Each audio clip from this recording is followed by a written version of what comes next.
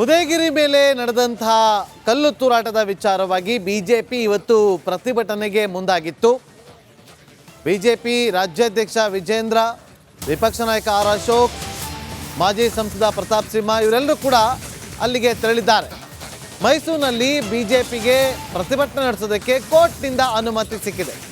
Football ಮೈದಾನದಲ್ಲಿ ಸಮಾವೇಶಕ್ಕೆ green signal ಸಿಕ್ಕಿದ್ದು, ಪ್ರಚೋದನಾಕಾರಿ ಭಾಷಣವನ್ನ ಮಾಡುವಂತಿಲ್ಲ. 1 ಲಕ್ಷ ರೂಪಾಯಿ ಮೌಲ್ಯದ ಬಾಂಡ್ ಅನ್ನ ಒದಗಿಸೋದಕ್ಕೆ ಸೂಚನೆ ಕೂಡ ಕೊಡಲಾಗಿದೆ. ಅಹಿತಕರ ಘಟನೆ ನಡೆದ್ರೆ ಯಾರು ಅರ್ಜಿಯನ್ನು ಸಲ್ಲಿಸಿದಾರೋ ಅವರೇ ಹೊಣೆ. ಕೋರ್ಟ್ ಸೂಚನೆ ಕೊಟ್ಟಿದೆ.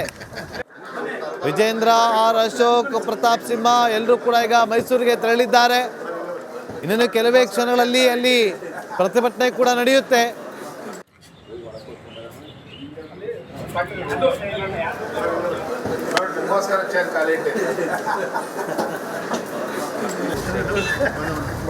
ಟ್ರೈ ಮಾಡ್ತಾ ಇದ್ದೆ ನಾನು ಮತ್ತೆ ಆರೋಗ್ಯ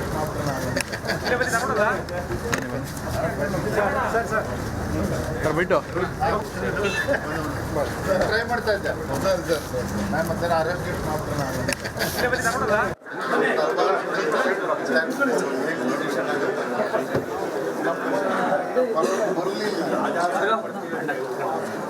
ನಮಸ್ಕಾರ.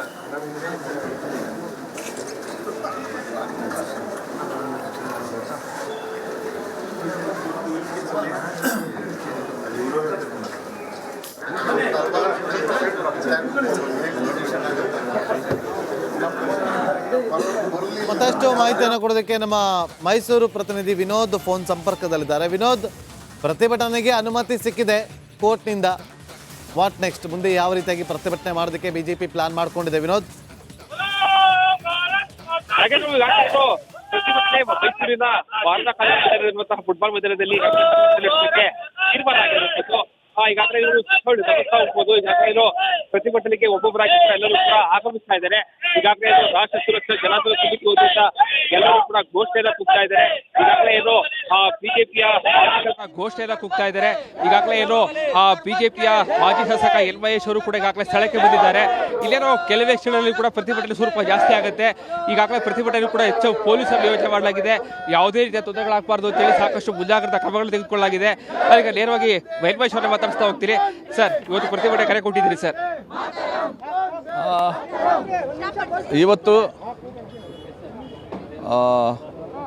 ರಾಷ್ಟ್ರ ಸುರಕ್ಷಾ ಜನಾಂದೋಲನ ಸಮಿತಿ ವತಿಯಿಂದ ಒಂದು ಬೃಹತ್ ಪ್ರತಿಭಟನಾ ಸಭೆಗೆ ನಾವು ಜಿಲ್ಲಾಡಳಿತಕ್ಕೆ ಕೇಳ್ಕೊಂಡಿದ್ವಿ.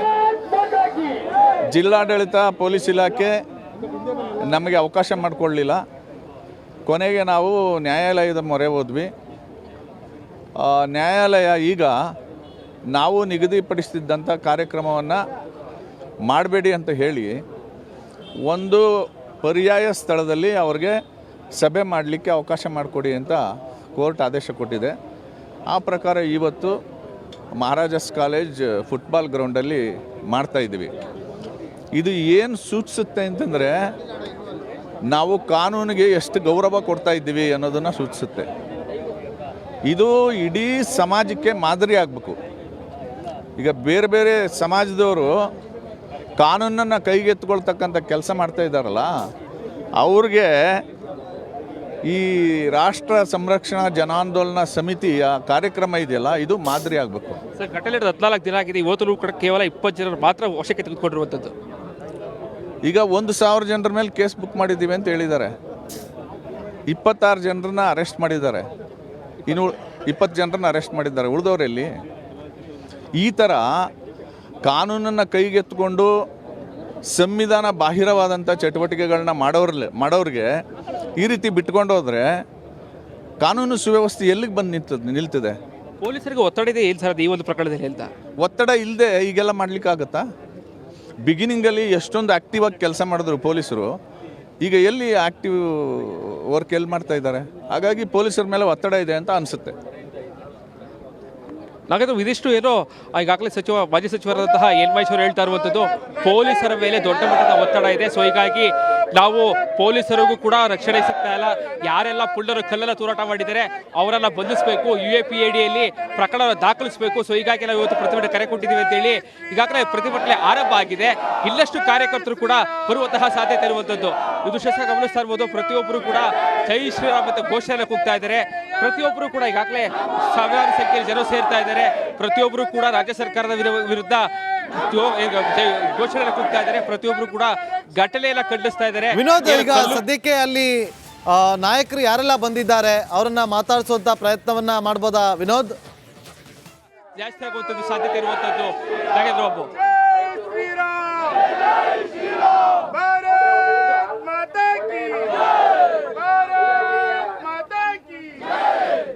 ಪೊಲೀಸ್ ಸ್ಟೇಷನ್ ಮೇಲೆ ದಾಳಿಯಾಗಿತ್ತು.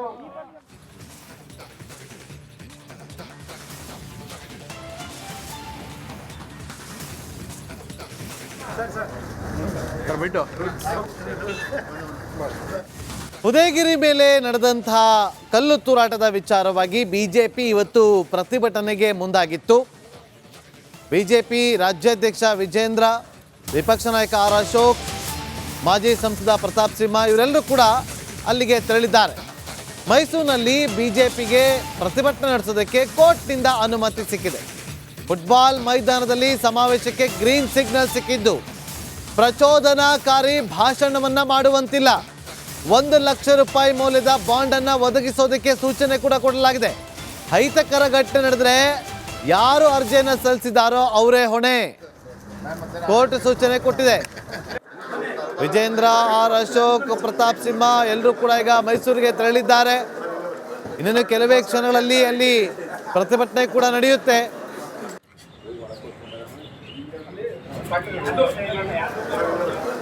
ನಿಮಗೋಸ್ಕರ ಚೇರ್ ಖಾಲಿ ಟ್ರೈ ಮಾಡ್ತಾ ಇದ್ದೆ. ನಾನು ಮತ್ತೆ ಅರೆಸ್ಟ್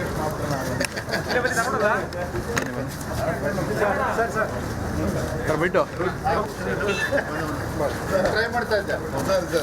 ನಾನು ಮತ್ತೆ ಅರೆಸ್ಟ್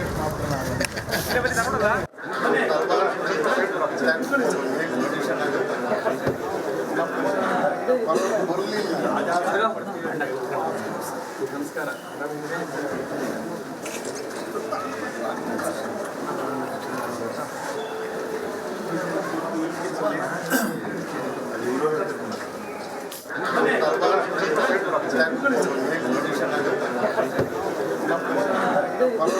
ಮತ್ತಷ್ಟು ಮಾಹಿತಿಯನ್ನು ಕೊಡೋದಕ್ಕೆ ನಮ್ಮ ಮೈಸೂರು ಪ್ರತಿನಿಧಿ ವಿನೋದ್ ಫೋನ್ ಸಂಪರ್ಕದಲ್ಲಿದ್ದಾರೆ. ವಿನೋದ್, ಪ್ರತಿಭಟನೆಗೆ ಅನುಮತಿ ಸಿಕ್ಕಿದೆ ಕೋರ್ಟ್ನಿಂದ.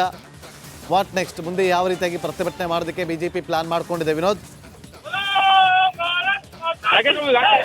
ಪ್ರತಿಭಟನೆ ಮೈಸೂರಿನ ವಾರದ ಕಾಲ ನಡೆದಿರುವಂತಹ ಫುಟ್ಬಾಲ್ ಮೈದಾನದಲ್ಲಿ ತೀರ್ಮಾನ ಆಗಿರುವಂತದ್ದು. ಈಗಾಗಲೇ ಇವರು ಗಮನಿಸ್ತಾ ಹೋಗ್ಬೋದು. ಈಗಾಗಲೇ ಪ್ರತಿಭಟನೆಗೆ ಒಬ್ಬೊಬ್ಬರಾಗಿ ಎಲ್ಲರೂ ಕೂಡ ಆಗಮಿಸ್ತಾ ಇದ್ದಾರೆ. ಈಗಾಗಲೇ ರಾಷ್ಟ್ರ ಸುರಕ್ಷಾ ಜನಾಂದೋಲನ ಸಮಿತಿ ವತಿಯಿಂದ ಎಲ್ಲರೂ ಕೂಡ